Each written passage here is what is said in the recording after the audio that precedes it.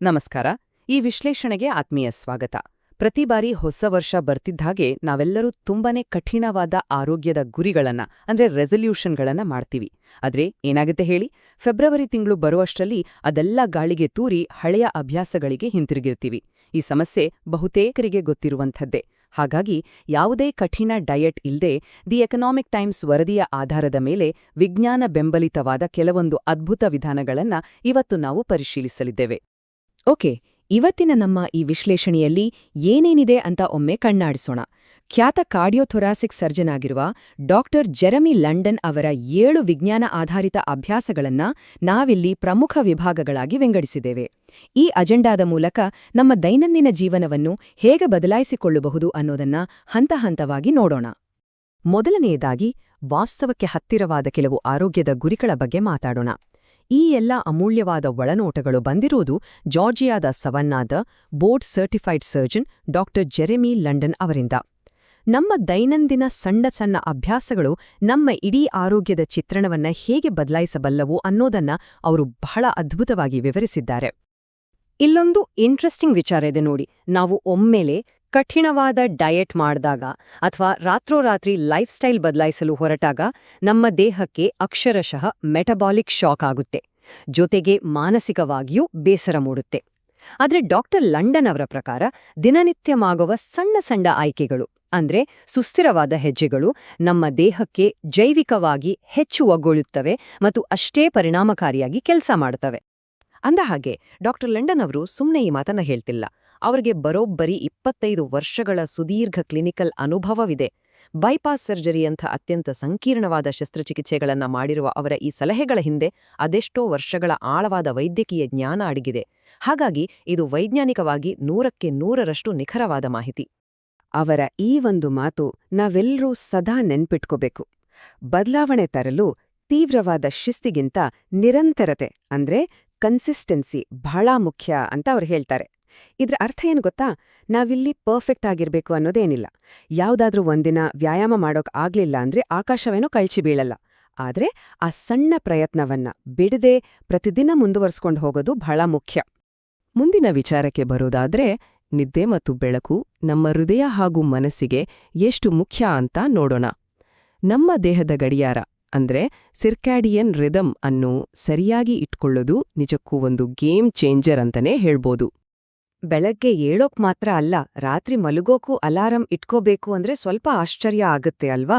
ಆದ್ರೆ ಇದು ನಮ್ಮ ಹೃದಯದ ರಿಕವರಿಗೆ ಬಹಳ ಹೆಲ್ಪ್ ಮಾಡುತ್ತೆ. ಬೆಳಗ್ಗೆ ಎದ್ದ ತಕ್ಷಣ ನೈಸರ್ಗಿಕವಾದ ಸೂರ್ಯನ ಬೆಳಕು ನಮ್ಮ ಕಣ್ಣಿಗೆ ಬಿದ್ದಾಗ ಅದು ಮೆದುಳಿಗೆ ಒಂದು ಸಿಗ್ನಲ್ ಕೊಡುತ್ತೆ. ಇದರಿಂದ ನಿದ್ದೆ ತರಿಸುವ ಮೆಲಟೋನಿನ್ ಹಾರ್ಮೋನ್ ಉತ್ಪಾದನೆ ನಿಂತು ನಮ್ಮನ್ನ ಆಕ್ಟಿವ್ ಆಗಿಡುವ ಕಾರ್ಟಿಸೋಲ್ ಹಾರ್ಮೋನ್ ರಿಲೀಸ್ ಆಗುತ್ತೆ. ಇದರಿಂದ ನಮ್ಮ ಬಾಡಿ ಕ್ಲಾಕ್ ಸೆಟ್ಟಾಗಿ ರಾತ್ರಿ ಸರಿಯಾದ ಸಮಯಕ್ಕೆ ನಿದ್ದೆ ಬರೋಕ್ಕೆ ಶುರುವಾಗುತ್ತೆ. ಸರಿ, ಈಗ ದೈನಂದಿನ ಚಟುವಟಿಕೆಗಳ ಬಗ್ಗೆ ಅಂದ್ರೆ ಬಾಡಿ ಮೂವ್ಮೆಂಟ್ ಬಗ್ಗೆ ಮಾತಾಡೋಣ. ಸುಮ್ನೆ ಕೂರುವ ಬದಲು ಸ್ವಲ್ಪ ಮೈಕೈ ಆಡಿಸೋದು ನಮ್ಮ ಮೆಟಬಾಲಿಕ್ ಆರೋಗ್ಯದ ಮೇಲೆ ಎಷ್ಟೊಂದು ಪ್ರಭಾವ ಬೀರುತ್ತೆ ಅನ್ನೋದು ನಿಜಕ್ಕೂ ಅಚ್ಚರಿಯ ವಿಚಾರ. ಊಟ ಆದ ತಕ್ಷಣ ಒಂದು 10ರಿಂದ 20 ನಿಮಿಷ ವಾಕ್ ಮಾಡಿದ್ರೆ ಸಾಕು, ರಕ್ತದಲ್ಲಿನ ಸಕ್ಕರೆ ಅಂಶ ಎಷ್ಟು ಅದ್ಭುತವಾಗಿ ಕಂಟ್ರೋಲ್ ಆಗುತ್ತೆ ಗೊತ್ತಾ? ನಾವು ವಾಕ್ ಮಾಡುವಾಗ ನಮ್ಮ ಕಾಲಿನ ದೊಡ್ಡ ಸ್ನಾಯುಗಳು ರಕ್ತದಲ್ಲಿರುವ ಗ್ಲೂಕೋಸನ್ನು ಹೀರಿಕೊಳ್ಳುತ್ತವ. ಇದರಿಂದ ಊಟದ ನಂತರ ದಿಢೀರ್ನೆ ಶುಗರ್ ಲೆವೆಲ್ ಹೆಚ್ಚಾಗೋದು ತಪ್ಪುತ್ತೆ, ಮತ್ತೆ ನಮಗೆ ಸುಸ್ತು ಕೂಡ ಆಗಲ್ಲ.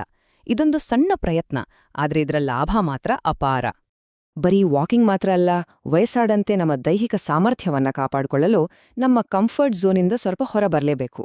ವಾರಕ್ಕೊಮ್ಮೆ ಆದ್ರೂ ಸ್ವಲ್ಪ ಬೆವರು ಸುರಿಸುವಂಥ, ಹಾರ್ಟ್ ಬೀಟ್ ಹೆಚ್ಚಾಗುವಂಥ ಏರೋಬಿಕ್ ವ್ಯಾಯಾಮ ಮಾಡಬೇಕು.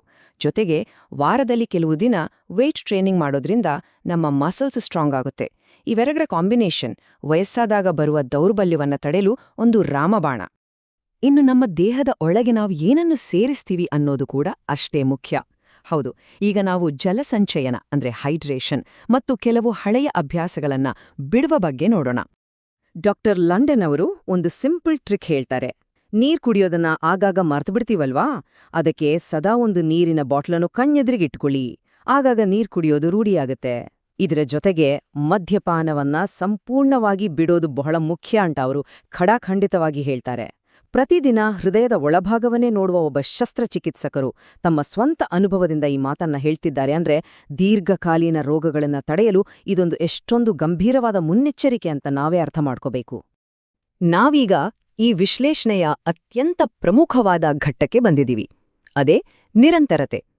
ಒಮ್ಮೆಲೆ ಎಲ್ಲವನ್ನೂ ಬದಲಾಯಿಸೋ ಬದಲು ದೀರ್ಘಕಾಲೀನ ಪ್ರಭಾವ ಬೀರುವ ಈ ಸಣ್ಣ ಸಣ್ಣ ಅಭ್ಯಾಸಗಳ ಬಗ್ಗೆ ಯೋಚಿಸೋಣ.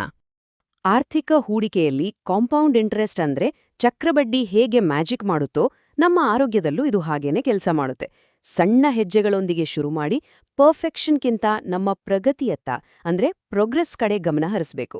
ಈ ದೈನಂದಿನ ಸಣ್ಣ ಸಣ್ಣ ಆಯ್ಕೆಗಳೇ ಮುಂದೆ ವರ್ಷಗಳ ಕಾಲ ಒಟ್ಟಾಗಿ ಸೇರಿ ನಮಗೆ ಭದ್ರವಾದ ಆರೋಗ್ಯವನ್ನ ಕಟ್ಕೊಡ್ತವೆ. ಹಾಗಾದ್ರೆ ಈಗ ನೀವೇ ಯೋಚನೆ ಮಾಡಿ, 2026ನೇ ವರ್ಷವನ್ನ ಹೆಲ್ದಿಯಾಗಿ ಕಳೆಯೋಕೆ ಇವತ್ತೇ ಯಾವ ಸಣ್ಣ ಅಭ್ಯಾಸವನ್ನ ಶುರು ಮಾಡ್ಬೋದು ನಾವು?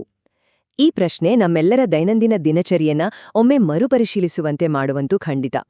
ಈ ಆಳವಾದ ಚಿಂತನೆಯೊಂದಿಗೆ ಇವತ್ತಿನ ನಮ್ಮ ವಿಶ್ಲೇಷಣೆಯ ವಿಷಯಾಧಾರಿತ ಭಾಗ ಇಲ್ಲಿಗೆ ಮುಕ್ತಾಯವಾಗ್ತಿದೆ. ಈಗ ಕೊನೆಯದಾಗಿ ಒಂದು ಸಣ್ಣ ರಿಕ್ವೆಸ್ಟ್. ನಮ್ಮ ಈ ಕಂಟೆಂಟನ್ನ ಬೆಂಬಲಿಸುವ ಮೂಲಕ ನಮ್ಮ ಜೊತೆ ಕೈಜೋಡಿಸಿ. ಸ್ಪಷ್ಟವಾದ ಮತ್ತು ಉಪಯುಕ್ತವಾದ ಇಂತಹ ಮತ್ತಷ್ಟು ಎಕ್ಸ್ಪ್ಲೇನರ್ಗಳನ್ನು ನಿಮ್ಮ ಮುಂದೆ ತರಲು ವೀಕ್ಷಕರ ಬೆಂಬಲ ನಮಗೆ ಅತೀ ಮುಖ್ಯ. ಈ ಮಾಹಿತಿ ನಿಮ್ಗೆ ಸ್ವಲ್ಪನಾದರೂ ಇಷ್ಟ ಆಗಿದ್ರೆ ದಯವಿಟ್ಟು ಈಗಲೇ ಲೈಕ್ ಮಾಡಿ. ಹೊಸ ವರ್ಷಕ್ಕೆ ಒಳ್ಳೆ ಅಭ್ಯಾಸಗಳನ್ನ ರೂಢಿಸ್ಕೊಳ್ಬೇಕು ಅಂತಿರೋ ನಿಮ್ಮ ಫ್ರೆಂಡ್ಸ್ ಜೊತೆ ಇದನ್ನ ಖಂಡಿತ ಶೇರ್ ಮಾಡಿ. ಹಾಗೆ ವಿಜ್ಞಾನ ಆಧಾರಿತ ಇಂತಹ ಇಂಟ್ರೆಸ್ಟಿಂಗ್ ಮಾಹಿತಿಗಳಿಗಾಗಿ ಮರೆಯದೆ ಸಬ್ಸ್ಕ್ರೈಬ್ ಮಾಡಿ. ಮುಂದಿನ ವಿಶ್ಲೇಷಣೆಯಲ್ಲಿ ಮತ್ತಷ್ಟು ಹೊಸ ವಿಚಾರಗಳೊಂದಿಗೆ ಭೇಟಿಯಾಗೋಣ. Take care.